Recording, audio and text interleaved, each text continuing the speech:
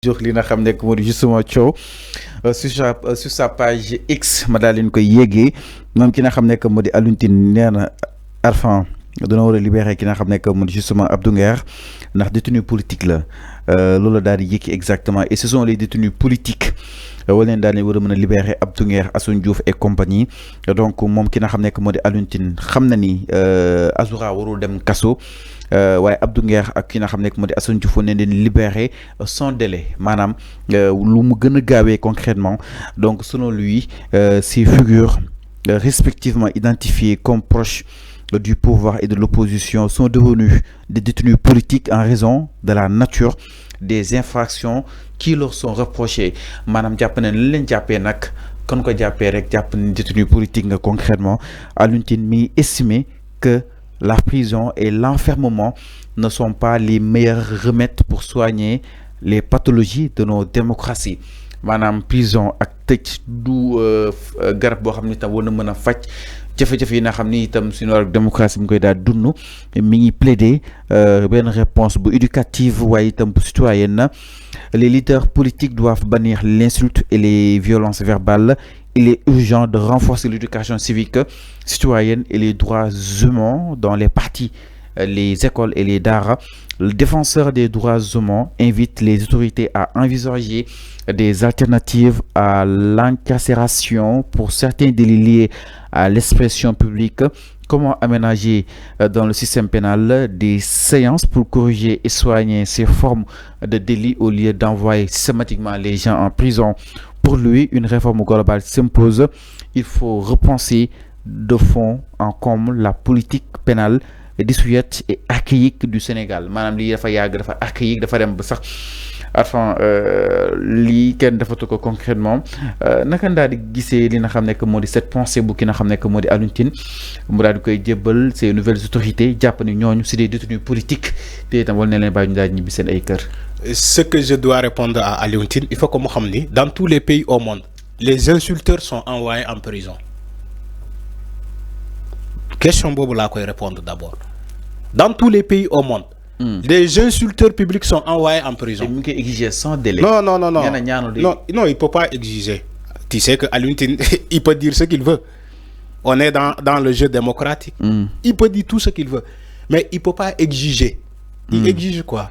Non, exiger ou day ñaan kon Abdou. Non, c'est toi qui as dit que Alioune Tine exige. Maanaam sans délai. Non, quand il dit tu exiges sans délai, mais mu waroo exiger.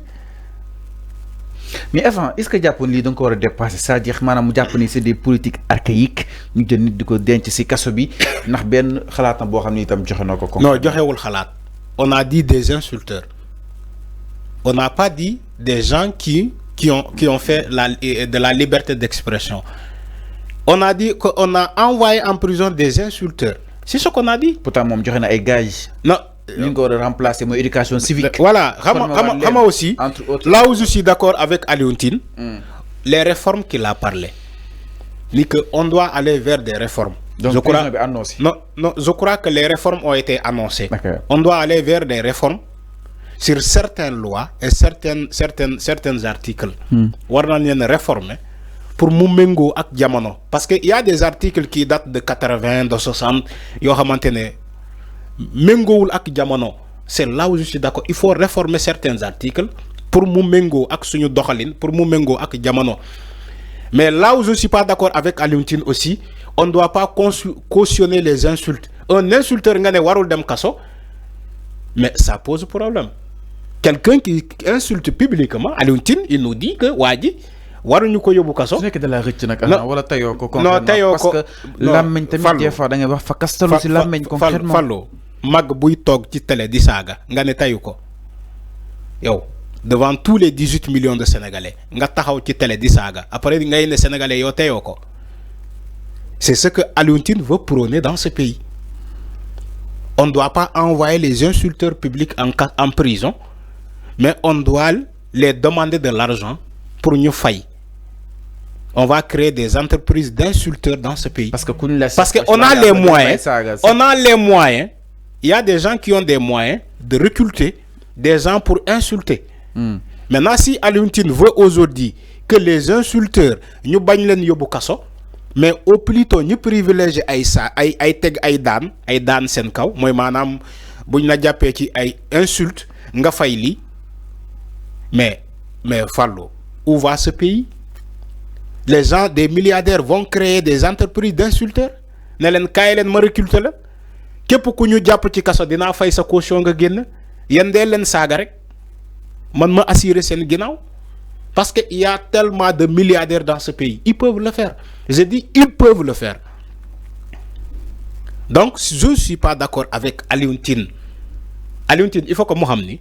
Avant da nga bëgg jàpp ni ko ñi saaga di leen yónni avant mais avant non dans tous les pays non avant yaa leen accusé que ni peut-être da nga ñottees ni ñiy saaga di leen yónni concrètement dama ne donc est-ce que loolu xalaat ba tey déggoo ma waaw loolu kon déedéet ba tey ku ñu nekk seen ginnaaw di leen jox xaalis Fallou au cas où man xaw ma ndax yow li nga nekk di bind moo tax dégguloo li ma wax il faut te concentrer ci li ma wax dama ne si Alioune Tine dit que on ne doit pas envoyer des insulteurs en prison.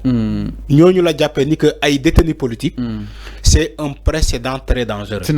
On peut créer des entreprises d'insulteurs dans ce pays. Des gens qui ont de l'argent, ils peuvent recruter des jeunes. Ne len bëgg na ngeen sagal ma diw.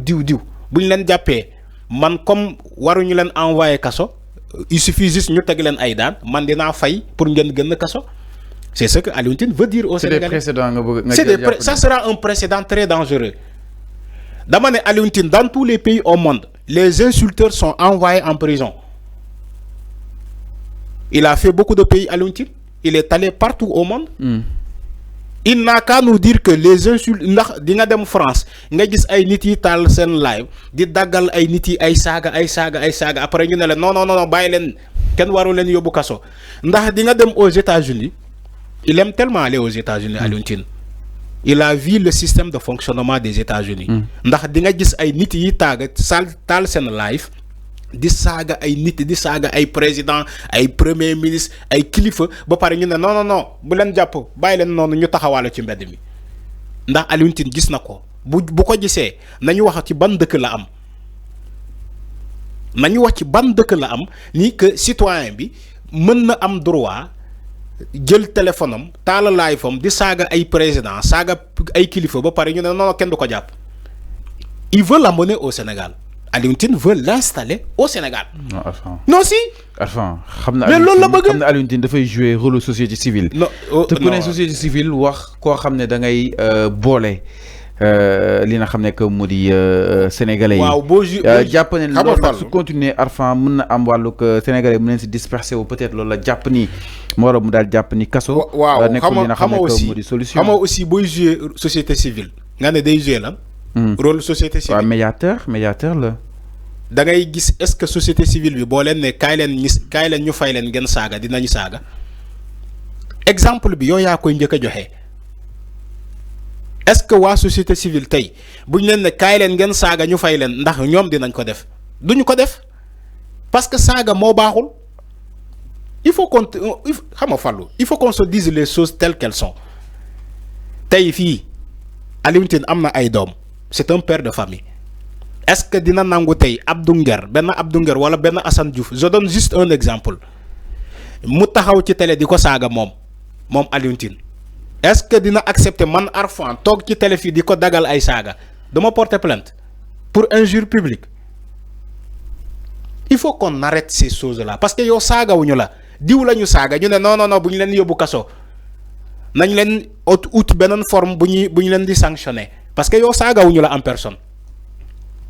Ces insulteurs-là, si nous voyons chaque jour di dagal Alioune Tine ay saga, dina xam ni que saga lu bon la kenn waru ko cautionner. Fofu lay waxé. Man fofu lay waxé. Comme exemple bien Azoura Fass taxone di ko saga rek. Oui, c'est ce que j'ai dit. Okay. Est-ce que mom du ko porter plainte? Dina ko porter plainte parce que saga mo baxul. Tu crois que dafa neex yow sa papa nga tok kër ga di sétane télé ay nit sa ben samba boy taxaw ci télé di saga sa papa. Tu crois que yow fi nga tok dina la neex? Il faut que les gens mesurent cette affaire comme ça. Nga commencer ko par yow sa bop. Yow mi am ay dom. Sa dom nek ci réseaux sociaux yi. Sa dom di sétane ay télé, di sétane lepp. ñi yem ci benn vidéo ba waa ji taxawee di saaga seen pap gis ay saaga yu bon. mais jàpp na ni prison lu 10 la concrètement maanaam prison dafa war a nekk dernière justement des solutions. da nga mës a gis prison bu oyof est-ce que mës nga gis prison bu oyof prison mësul oyof kenn souhaité wu kenn kaso. mais dañu ne dans la liberté d'expression il y a ce qu'on appelle les règlements, les lois, la constitution et les normes. Pour être libre, il faut respecter ces entités, ces mécanismes-là. Tu respectes la constitution, tu respectes les lois, tu respectes les normes, tu es libre. C'est quoi? C'est comme ça la liberté. Nga baña comment def infraction. Toutefois, si tu fais infraction, tu ne seras pas libre. Parce que tu as bafoué les règles. Même dans la démocratie, ouais, le Sénégal c'est un pays, c'est un modèle de démocratie en Afrique. D'accord? Dans tous les pays où il y a la démocratie, c'est les lois d'abord. C'est la constitution d'abord. Pour être en liberté et en paix, il faut respecter la constitution, les lois, les normes, les règlements. Tu es libre. dañuy ne ku sàcc ginaar da ngay dem kaso nga ne du ma sàcc ginaar ku saaga nit dañ lay yóbbu kaso nga ne du ma saaga. Tu respectes la loi. ku def ay parjure ñu ne la mën nañ laa yóbbu kaso wala ku ray nit dañ lay yóbbu kaso wala ku def détournement de deniers publics dañ lay yóbbu kaso loolu yëpp ay loi moo ko wax nga ne déedéet léegi man du ma def yooyu loolu mooy sàmmantoo ak loi yi. Tu es en libre, tu es en liberté, tu es libre. Mais vous dites que les gens veulent avoir une liberté dans ce pays en insultant des gens, d'honnêtes citoyens. C'est comme ça que vous voulez gérer ce pays. C'est comme ça que vous voulez bâtir ce pays. Sur des insultes. Nit saga, non, boulen ko yobu kaso. Alors, parce que ñun Sénégalais, xam nga lan moy suñu jikko? Saga, ñun dañoo mën saga.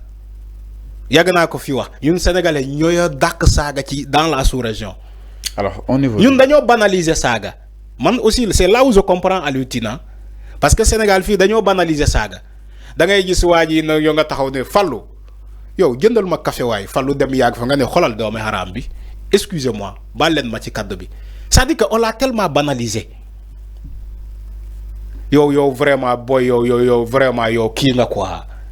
Alors, boy vraiment yo salopard nga quoi. Excusez-moi. J'ai juste exemple. Ñun dañoo banaliser lolu. Deug la. Ñun dañ ko banaliser. Alors, ñu avancer. Moo tax nit japp ni que ku saaga warul dem kaso. Alors, ñu avancer. Mi ngi non par rapport ak la sortie justement d'Alioune Tine mom nak mi ngi daal di sakku pour ñu daal libérer ki nga xamné que modi justement Azoura Fall ak ki nga xamné que modi Abdou Nguer ak Assane Diouf son délai. Alors, ñu daal ñëw itam si leneen sans plus tarder avant si Azoura la ñuy daal di